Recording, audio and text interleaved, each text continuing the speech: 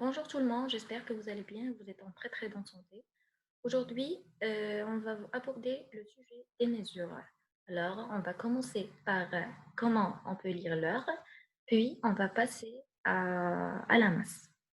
Commençons par lire l'heure. En général, l'horloge a une forme plutôt ronde et comporte un cadran avec des graduations. Et il y a aussi des nombres de 2 à 12.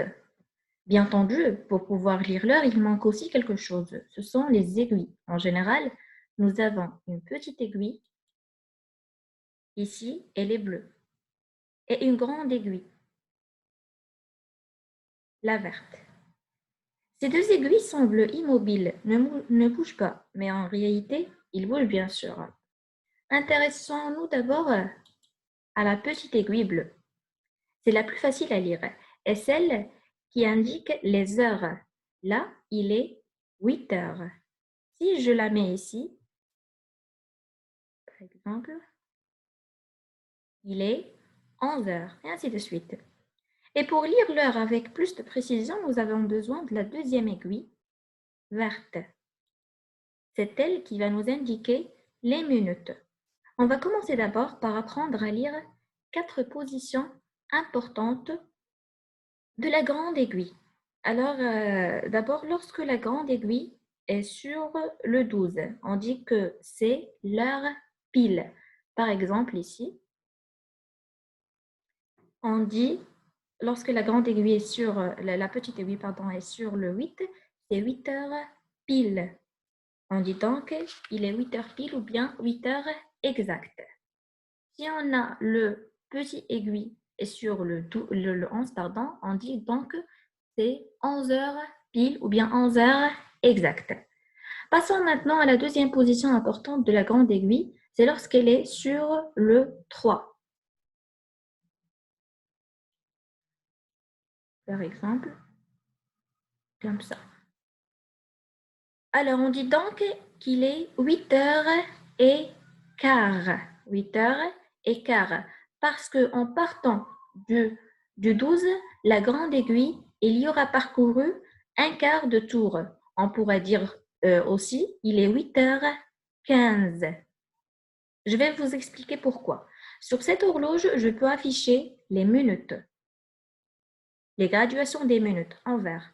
Vous voyez bien que entre deux grands traits du cadran, il y a à chaque fois 5 minutes. 5 minutes, 5 minutes. C'est comme si on avait récité les résultats de la table de 5 en face de chaque grand trait du cadran.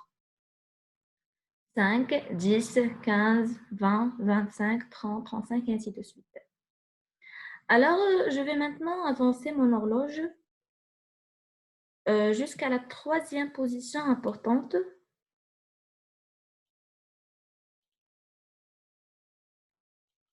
C'est lorsque la grande aiguille verte est sur le 6. On dit cette fois qu'il est 8h30. C'est logique, parce que la grande aiguille, en partant du 12, a fait un demi-tour du cadran. Vous voyez également qu'on peut dire qu'il est 8h30. 8h30.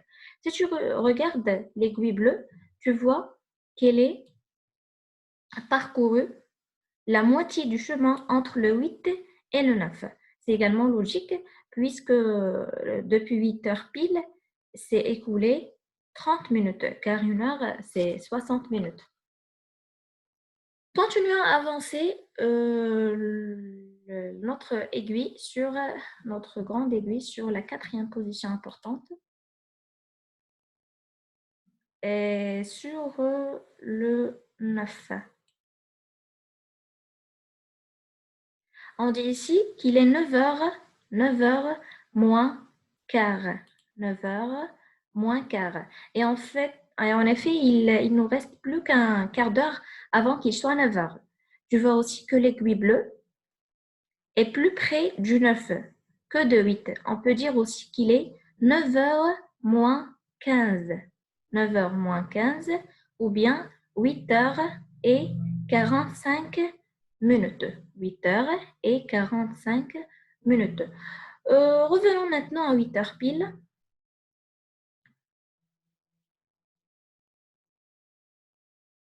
Alors, chaque fois que la grande aiguille des minutes, la verte, la grande aiguille, parcourut l'espace entre deux grands traits du cadran, il s'écoule 5 minutes. Par exemple, ici, c'est 8 heures pile. Ici, il est donc 8h05. Maintenant, il est 8h10. Ici, c'est 8h15 ou bien 8h15. 8h20, 8h25, 8h30. Aussi, le petit aiguille va se déplacer. 8h35, 8h40, 8h45 ou bien 9h moins quart, 8h50 ou bien 8h moins 10, 8h55 ou bien 9h moins 5 et maintenant il est 9h. Alors il me reste encore qu'une petite chose à vous expliquer. Tu sais d'abord qu'un jour dure 24 heures. Or, cette horloge ne comporte que 12 heures. Ça veut dire que en un jour, la petite aiguille des heures fera 2 tours complets du cadran. Alors, la position de la petite aiguille des heures peut donc indiquer 2 heures différentes, soit le matin, soit l'après-midi. Par exemple, lorsqu'on est le matin, on dira ici qu'il est 8 heures pile. 8 heures pile. Alors, c'est 8 heures du matin. Si on est l'après-midi, on dira c'est 8 heures du soir. Alors, lorsqu'on est le matin, on dira c'est 8 heures du matin. Et lorsqu'on est l'après-midi, on dira c'est 8 heures du soir. Mais si on veut vraiment être plus précis, il faudra dire qu'il est 20 heures. Alors, je vais afficher les heures d'après-midi. Et voilà. Alors, pour être plus précis, on dira c'est 20 heures pile. 20 heures pile. Lorsqu'on est dans l'après-midi, on doit lire les heures d'après-midi. Ils sont en bleu clair. Alors, sur cette horloge, je peux afficher les heures de l'après-midi. Tu vois que une heure de l'après-midi, c'est 13 heures. 1 heure de l'après-midi, on lit 13 heures. 2 heures de l'après-midi, c'est 14 heures. 3 heures de l'après-midi, c'est 15 heures. 7 heures de l'après-midi, c'est 19 heures. 10 heures de l'après-midi, c'est 22 heures. 4 heures de l'après-midi, c'est 16 heures et ainsi de suite. Alors enfin, lorsque les aiguilles sont sur cette position, comme ça, les deux sur le 12, alors il est soit midi, 12 heures, ça veut dire 12 heures, si on est dans la journée. Soit on dit minuit, c'est heures horaires, si on est la nuit. Et puis voilà. Maintenant, on passe, on a terminé la lecture d'heures. Je vais mettre à votre disposition quelques exercices pour consolider votre compréhension.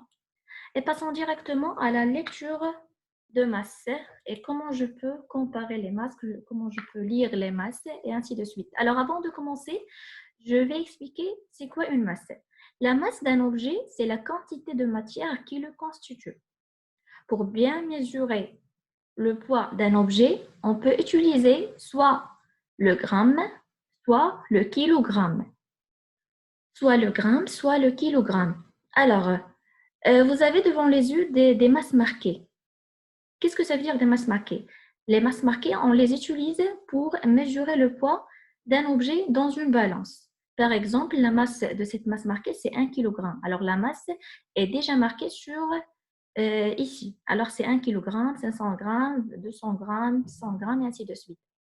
Alors, je pèse les petits objets en grammes et je pèse les gros objets, comme les personnes, les animaux, et ainsi de suite, en kilogrammes. On utilise pour mesurer la masse d'un objet soit la balance à aiguille, ou bien la balance de Roberval, c'est le nom d'un savant, ou bien la balance digitale, ou bien la balance électronique. Alors, comment je pèse la masse d'un objet?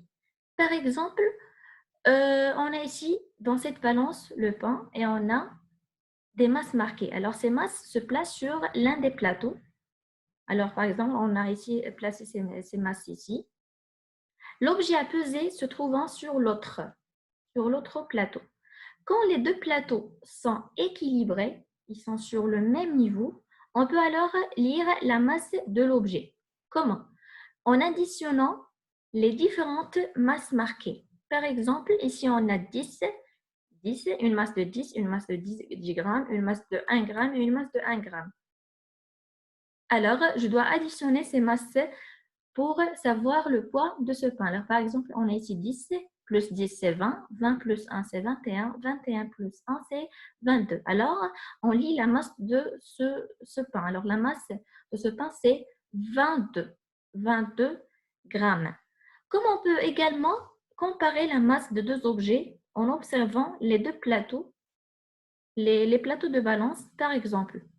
On a ici une balance qui a dans le premier plateau une orange et dans le deuxième des fraises. Alors, qui est le plus lourd? Le plus lourd, c'est le plateau qui est en bas. Alors, on dit que les fraises sont plus lourdes que l'orange ou bien l'orange est plus légère que les fraises.